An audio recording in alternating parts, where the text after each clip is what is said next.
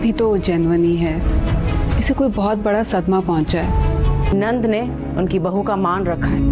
मेरी बहू की तरह उनकी बहू इस घर से खाली हाथ रुखसत नहीं हुई। मेरी भाभी की बहू हो, उस हैसियत से अपनी फुप्पो सास के घर पहली मर्तबा आई हो। एक बात और टीना, मुझे लगता है कि तुम दादी बनने वाली हो। क्या? यही तो मैं पूछ रही हूँ, ये जेन्युइन बेहोश है या कहीं अपनी माँ की तरह ड्रामा तो नहीं कर रही? शगुन के पैसे हैं, रखो। शुक्रिया। और अपनी सास को जाके बताना।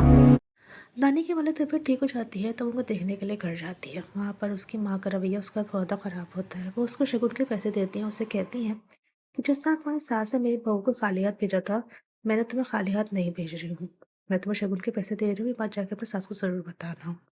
वह वलीद भी होता है। दूसरी जानिब जब दानिया घर आती है तो उसकी तबीयत ख़राब हो जाती है। फिर डॉक्टर को बुलाया जाता है तो उसके सास जो हैं वो डॉक्टर से पूछती हैं कि ये जेन्युइन बीमार हुई है या फिर ये अपनी माँ की तरह से ढोंग कर रही है।